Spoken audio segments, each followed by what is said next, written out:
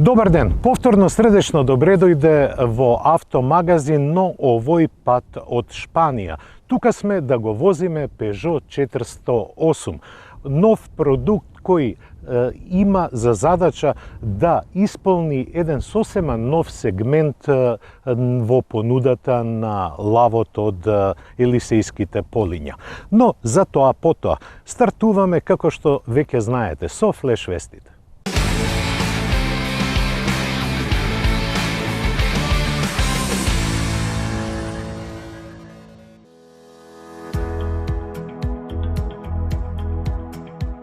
Дека ќе дојде и тој момент се знаеше, но не се знаеше кога. Сите се надеваа дека ќе трае подолго, но чуварите на британскиот буџет алармираа и сега веќе место субвенции се подготвува ограничување на електричните возила. Со други зборови, медениот месец заврши и време е секој да придонесува во заедничкиот живот. Тоа вистински ќе се случи од 2025 година, кога даноците на електричните возила ќе се изедначат со оние за класичните и хибридните со емисија на јаглеродиоксид до 50 грама на километар. Но нема да се запре тука. Крајната замисла е еден ден за сите возила, без разлика на видот на погонот, да се плаќа ист годишен данок.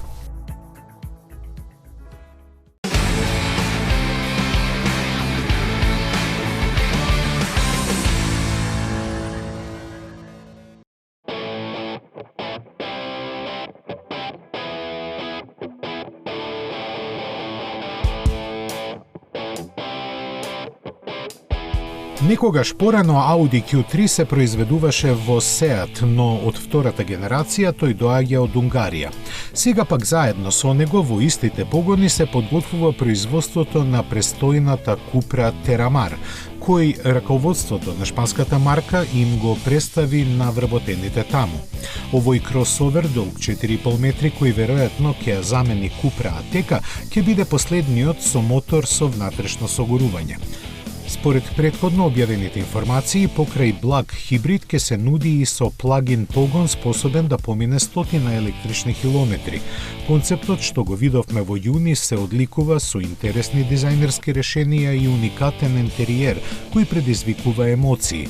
Шпанците велат дека спортскиот дух се истакнува со секој детаљ, но тоа засега го имаат видено само вработените во Audi Унгарија. Ние ќе мора да почекаме уште малку, бидејќи пазарниот старт му е планиран за 2024 година.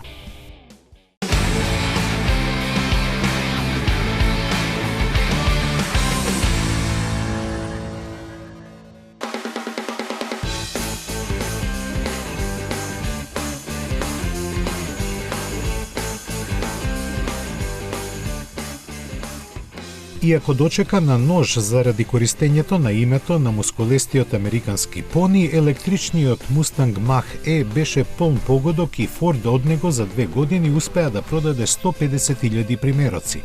Во моментот покрај во Мексико се произведува и во Кина, а е достапен само во нешто над 30 земји низ целиот свет, меѓу кои од неодамна и Македонија. Освојувањето на нови пазари ќе продолжи, бидејќи целта е годишно да се произведуваат 270.000 примероци од него. Ford планира до 2026 да достигне електрична продукција на повеќе од 2 милиони возила секоја година.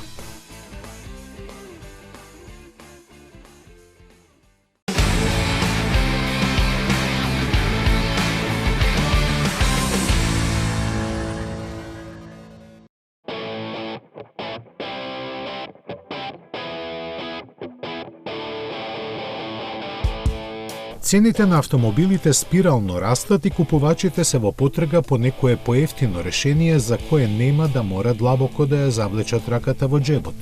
Американците тука се во предност бидејќи најефтиниот нов автомобил кај нив чини нешто помалку од $17,000. Станува збор за Nissan Versa, кој не се продава во Европа. Иако ја дели платформата со Micra и Renault Clio, овој седан со своите 4,5 метри должина далеку ги надминува. Сега малку освежен доаѓа со сериозен пакет на опременост.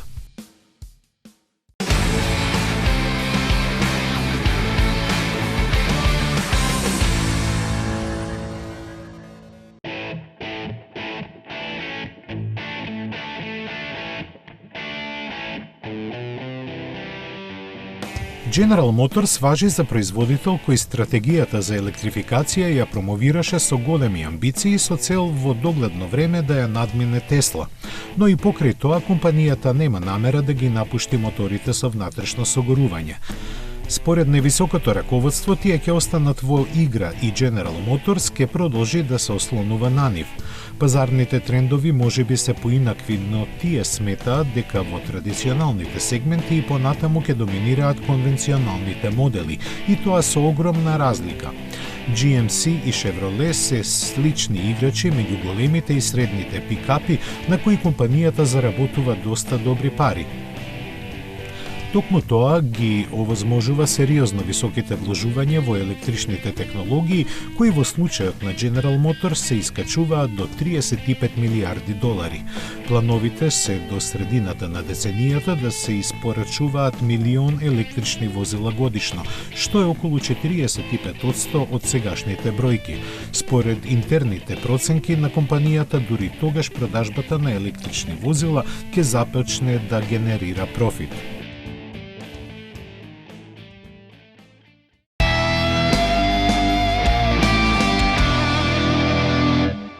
Fais tourner la tête. Je ferai le tour du monde. Ça ne tournerait pas plus que ça. La terre n'est pas assez ronde.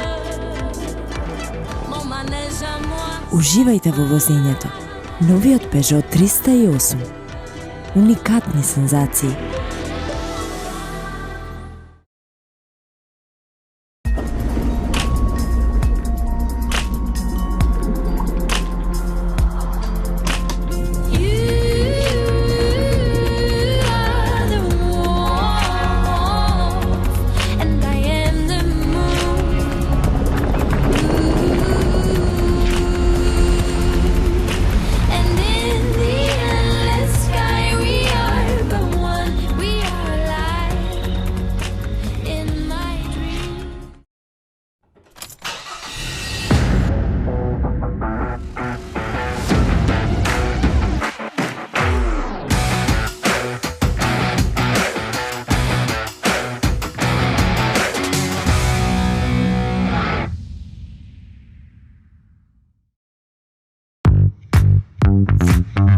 Мислите на ново возило? Одберете возило, Шпаркасе лизинг купува за вас. Вие бирате година, модел, боја, месечна лизинг рата. Ние реализираме Шпаркасе лизинг. Шпаркасе лизинг ги финансира сите видови на патнички возила.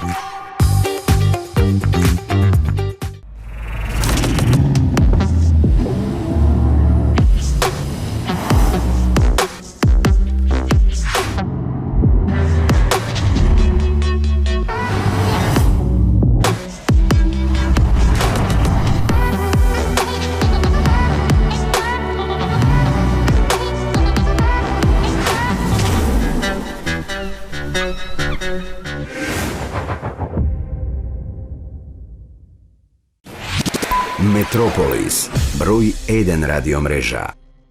Tu me fais tourner la tête. Je ferai le tour du monde. Ça ne tournerait pas plus que ça. La terre n'est pas assez ronde. Mon manège à moi. Уживајте во возењето. Новиот Peugeot 308. Уникатни сензации.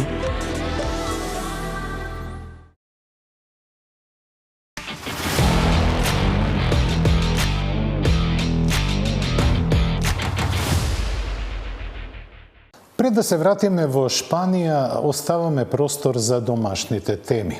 Нешто повеќе пред една година се формираше Порше клуб Македонија.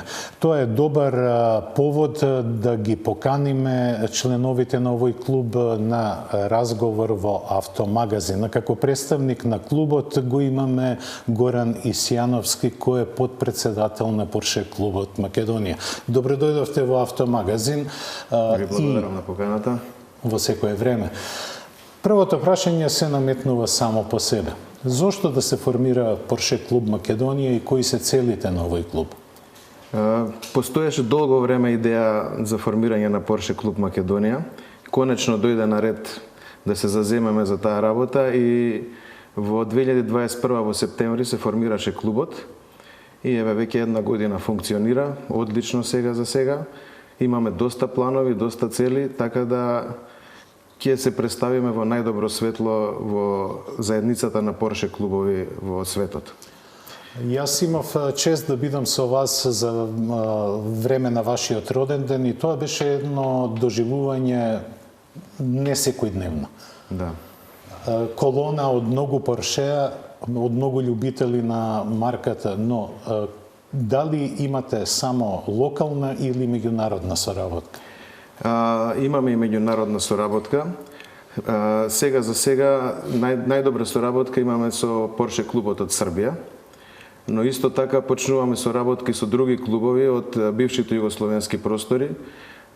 Кога се организираат овие настани, се презентираат настаните на страницата на Порше во Германија, така да сите клубови кои што се членови на глобалната мрежа на Порше клубови може да се пријават и да учествуваат на овие ивенти што ние ги организираме. И обратно, ние можеме исто така да учествуваме на сите ивенти кои што ги организираат другите Порше клубови. Тоа е еден вид дружење, но која е поентата на Порше клубот, за постоењето на ваков клуб? Поентата на постоење на Порше клубот е вмрежување на членовите на клубот и собственици на Порше возилата, понатака заштита на правата на собствениците на Порше возилата и понатака одржување на одлична атмосфера и дружење. Тоа е главната поента, всушност. Дружењето е убаво, но кажете ми, кој може да биде член на Порше клубот Македонија? Дали секој што има Порше може да биде член во овој клуб? Секако, значи основен услов за членство во Порше клубот Македонија е членот да биде собственик на возило од брендот Порше. Не е ограничено кој модел, кој тип на Порше, било кој модел од возилото Порше, ако го поседува, може да се приклучи кон клубот. Од кога ќе се изгласа новиот член за прием, се праќа целокупната документација во Порше Германија, каде што го имаат последниот збор таму и онда ќе имаме нов член, се прима како член на клубот. Кои се програмите на работа на клубот? Ние моментално донесовме програмата за 2023 година, која што ги предвидува активностите кои ќе ги имаме во 2023 година. Сега програмата малце е по-обширна, се надеваме барем половина од тоа што го планираме да го оствариме, ќе биде добро. Исто така сме обврзани од страна на Порше да имаме 4 настани кои што се обавезни, а останатите настани се по наш избор, за кои што сметаме дека ќе бидат интересни и за членството и за принципалот. Основно ни е зголемување на бројот на членовите во 2023 година. Не претерано зголемување, него умерено зголемување, зашто сакаме да се задржи квалитетот на членството. Понатака ќе има еден Open Day со импортерот на Порше во Македонија. Тоа ќе се отвори сервисот, значи во недела, каде што ќе има дружење, технички преглед на возилата и така натака. Ќе има организација на настани за успешно и безбедно вклучување на младите над 17 години и запознавање со брендот Порше. Потоа ќе има посета на музеот на Порше во Штутгарт. Предвидени се 2 track days, значи возење на стаза со возилата, бидејќи дали спортски возила се и тие се наменети за тоа. Така. До сега ние имаме добро искуство со тоа, ја користиме стазата Навак во Србија и оваа година планираме повторно да одиме на Навак еднаш до 2 пати и најверојатно ќе се користи стазата во Серес во Грција. Значи и во вашата активност е исто така и безбедното употреба на Секако, овие да. брзи и ексклузивни Па, автомобили. основно е безбедна употреба на овие брзи ексклузивни возила, бидејќи возилата навистина се моќни и брзи, така да основно е да се користат безбедно. Покрај зголемувањето на свесноста на возачите и безбедноста, кои други, ајде да кажеме, општествено корисни работи го прави овој клуб? Па во програмата е предвидено неколку активности за општествена одговорност на клубот. Една од тие активности е организирање на донаторска вечера, каде што ќе се соберат средства и ќе се наменат на потребните категории за донации. Дали меѓу вашите членови имате олтајмери, возила, кој е најстарото, кој е најмладото возило во ергелата Па на Порше клуб? има од разни годишта возила, од 70-тите години е најстарото моментално, но очекуваме дека ќе се појават возила уште постари, кои што ќе бидат на вистински олдтаймери, а најновото возило е од оваа година. Најнови има неколку возила кои што се ново набавени возила и на вистина се моќни и убави возила. А како се финансира клубот? Дали од чланарина или имате и некои спонзори? Значи, како и секој клуб, клубот има свој статут, програма и буџет. Буџетот се носи на годишно ниво и врз основа на тој планиран буџет се финансира клубот. Основни извор на финансии е членството, се плаќа годишна чланарина, но исто така имаме и спонзори кои што се јавуваат како генерални спонзори или спонзори на поединечни настани. Јас ќе ги напоменам досегашните спонзори, да им се заблагодарам на поддршката што ни ја дадоа. Тоа се Мотоцентар, центар за гуми, Мишелин, Винарија Камник, Експанда и ЕАМ Штип. Се надевам и на нови спонзори кои што ќе не поддржат во нашите активности во наредните години. Новите спонзори доаѓаат обично и со нови членови. Дали имате план и за јуниори? Да, имаме и план за јуниори. Јуниор членство постои во програмата. Тоа е за членови со возраст од 5 до 14 години, со тоа што едниот нивни родител треба да е член на клубот. Значи, уште од јуниори ги спремате за членство во вашиот клуб? Да, ги спремаме за членство, за да им влезе Порше брендот во вените, во крвта. Јас ви благодарам и ви посакувам многу успех во понатамошната работа. Ние сме тука да ве следиме. Благодарам на поддршката. Благодарам многу. Добре дојдени сте на нашите ивенти во секое време. Ви благодарам. Благодарам. А ние одиме понатаму. Неодамна Порше ја представи својата теренска верзија на 911 со моделот Дакар. Сега и Ламборгини како дел од групацијата Volkswagen се придружи со адекватен производ. Тој се вика Huracan Sterato и е издигната верзија на суперавтомобилот која ќе се продава со почетна цена од 275.000 евра. Повеќе од 4 пати ќе биде поскап хиперавтомобилот Боема, што го најави чешката компанија Прага. Ограничена на 89 парчина, изработката ќе биде рачна и сведена на само 20 копии годишно.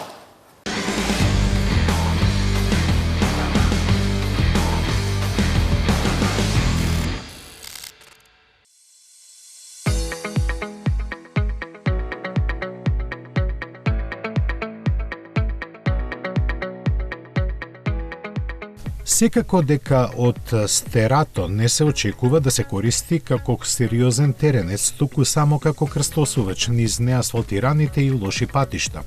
Ако судиме според описот на производителот и името што му е дадено, тој е идеален модел за раскопаните скопски сообраќајници и македонската патна инфраструктура. Кога веќе го споменавме името, тоа во превод од италијански значи макадам. Употребен е познатиот рецепт, односно Стерато е издигнат од тлото за 44 мм повеќе во однос на Хуракан Ево и е проширен. Како суплемент на ова додаден е рели модусот на возење, а направени се нови калибрирања за страда и спорт модусите. Појавувањето на овој модел не треба да изненадува, бидејќи тоа го бараат купувачите. И тие не се збунуваат пред фактот дека Ламборгини во своето портфолио нема ниту еден модел кој настапил на трка вон асфалтот, а уште помалку во тешки услови за возење на терен. Сепак овој потег на стратезите од Сант'Агата ди Болонјезе треба да се гледа низ поинаква призма. Исто како германскиот братучет Порше, кој веќе го направи тоа, и Ламборгини се подготвува да излезе на берзата, а валидизацијата на акциите во големата мерка ќе зависи од бројот на модели што ги произведува. Предвидено е да се произведуваат мали количини и специјални едиции, со што може да се постигнат високи цени и профити, што се круцијални фактори за компаниите што излегуваат на берза. Сепак да се навратиме на основните автомобилски вредности. Испод хаубата Хуракан Стерато има 610 коњи, кои ги генерира V10 моторот, што го забрзува од мирување до стотка за 3,4 секунди, а максималната брзина му е електронски ограничена на 257 км на час.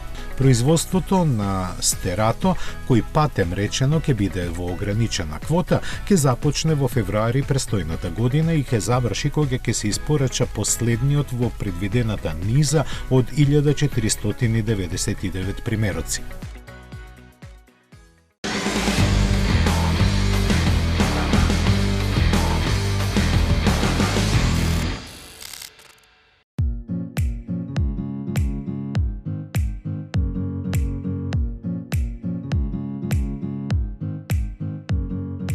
Чешката компанија за машинско инженерство сега е посветена на производство на картинг возила, авиони, како и на тркачки автомобили. Прага сега ги представи во предпродукцијска серија прототипите на легален хиперавтомобил што треба да се произведува во мали серии. Благодарение на јаглеродот Боема не тежи ниту 1000 килограми. Двоседот е придвижуван од 3,8 литарскиот финтурбо V6 мотор од Nissan GT-R, кои чесите во својата каросерија го поставија средишно. Како најавуваат, на крајот на развојот јапонскиот мотор би требало да развива 700 конски сили, додека максималната брзина на Прага Боема ќе биде нешто повеќе од 300 км на час. Производството е предвидено да започне во Чешка во втората половина на следната година. До крајот на 2023 година рачно ќе се изработат 10 возила, а потоа околу 20 годишно. Кога ќе се произведе 89-тиот примерок, производството ќе запре. Зошто токму 89 примероци? Одговорот е едноставен. Со тоа се обележува победата на Прага Алфа пред 89 години на друмската трка долга 1000 милји во Чехословачка. Предвидено е возилата да им бидат предадени на собствениците на тркачка патека и упатството да го спроведе искусен тест возач. Цената ќе биде нешто под 1,3 милиони евра без давачки.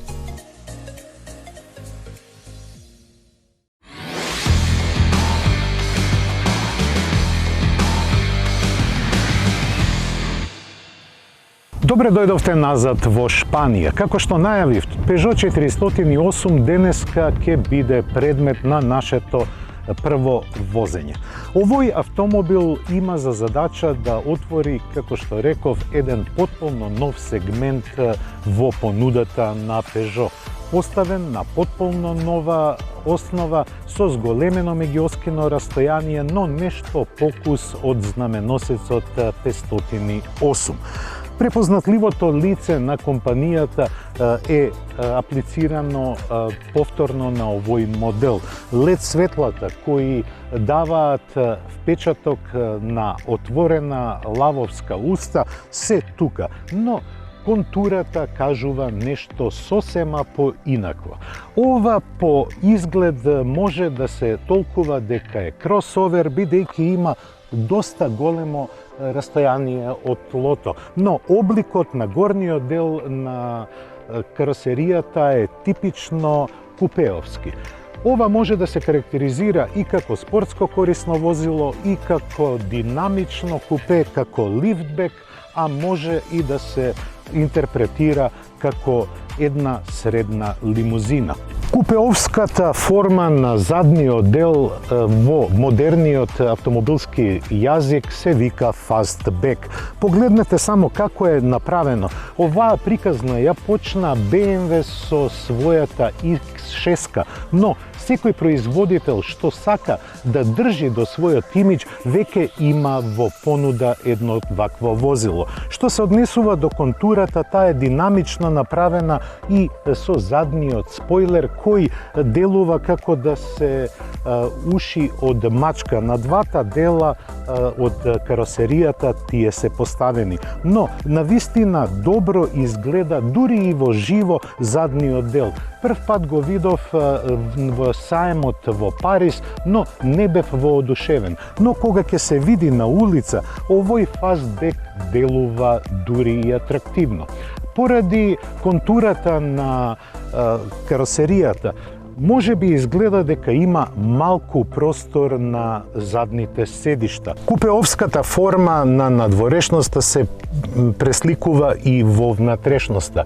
Но, погледнете, има навистина доволно простор и за колениците и за главите на патниците. Секако дека на оваа задна клупа не може да се сместат тројца патници, но двајца би можеле да пактуваат навистина комотно и во стил. Единствено во внатрешната атмосфера малку е нарушена просторноста визуелно, затоа што целата внатрешност е изработена во црна боја. И атмосферата во внатрешноста е типично пежоовска. Овакво приказ имаме и во 308, имаме и во 508, а рака на срце и во поопремените 208-ки. Веднаш се гледа дека Пежо упорно држи до својата ергономија, која мене не ми се допаѓа многу, бидејќи како динамично ориентиран возач сакам позицијата на воланот да ми биде повисока, но за жал ако го ставам воланот повисоко, тогаш не ја гледам футуристичката iCockpit 3D инструментабла. Што се однесува до сетапот на централната конзола, тоа е класичен. Имаме комбинација не само на голем екран, туку на soft touch команди, но и физички копчиња кои даваат еден посебен шмек. Инаку, седењето и седиштата не можам да ги критикувам многу, бидејќи се чувствувам удобно. Овој автомобил е направен со цел да ги задржи еколошките норми, па затоа на самиот старт ќе се продава само во плагин хибридна изведба. Се разбира дека за љубителите на старото школо, односно на моторите со внатрешно согрување, ќе има верзија со 3-цилиндерскиот 1,2 литрен мотор од 130 конски сили. Но испод каубата имам 4 цилиндри, 160 конски сили и плюс хибриден систем кој ми даваат вкупна системска моќност од 225 конски сили. Предноста на хибридните системи е што додека батеријата е полна, возилото се движи исклучиво на струја. Па може да се збуните во првите километри колку тивко работи целиот склоп. Peugeot со 408 сака да оствари една потполно нова приказка што се однесува и до освојувањето на купувачите. Овој автомобил не е наменет само на семејните луѓе. Јас мислам дека повеќе е наменет за милениумците. Оние кои сакаат да нивниот автомобил изобилува со технологија, со екрани и да не се замараат многу со возењето.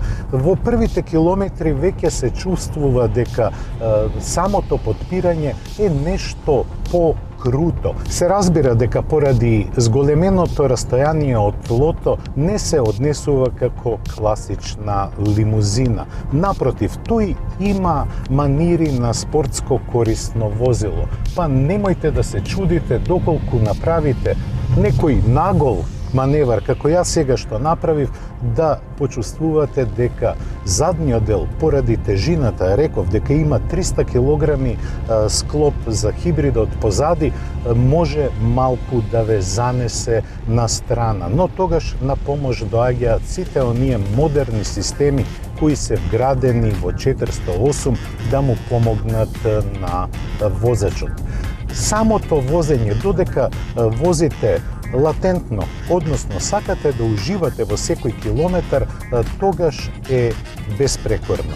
Но на динамично возење се јавуваат оние мали забелешки кои се однесуваат на сите спортско корисни возила. Дури и нерамнините на патот, иако е потврдо потпирањето, стоички ги преработува. Нема нагли удари во кабината и целото возење е флуидно. Но ако сакате да забрзате, се чувствува не само зголемената бучава во внатрешноста, туку се чувствува дека менувачот ја нема онаа флуидност која споменав кога станува збор за работењето на хибридниот систем. Кога ќе ја притиснете педалата за забрзување до крај, тогаш се чувствува дека менувачот како да размислува што треба да направи. Ако е за утеха, многу вакви возила имаат идентични проблеми. Далеку од тоа дека 408 не е забавен за возење. Напротив, тој може да пружи големо задоволство, но требате да го сватите овој автомобил. Се радевам дека накратко ви ги пренесовме првите импресии за него од тест возењето во Шпанија. Peugeot 408 треба да пристигне во Македонија во првата третина од годината, значи некаде до април би требало да пристигне кај нас. А јас со нетрпение ја очекувам таа средба, повторна средба, бидејќи во Шпанија имав можност да ја возам 408-ката околу 200 километри, а на свиленкастите патишта на Шпанија таа се однесуваше многу добро. Едва и чекам да видам овој сетап како ќе работи во Македонија. Првично дознаваме дека цените ќе се движат од 40.000 евра па нагоре. За овој автомобил не сакам многу да дискутирам околу цената, бидејќи сите возила отидоа во бестрага што се однесува до цените. Па, многу е поважно на каков начин ќе ја купите колата, дали со кеш, дали на лизинг или на кредит, отколку колку таа чини. Веќе почна и во Македонија да се купува ратата, а не автомобилот. Тоа беше се што подготвивме од Шпанија. Ве поздравувам и следната средба ја закажувам како и секогаш за 7 дена. Бидете во добро расположение и добро здравје. Поздрав!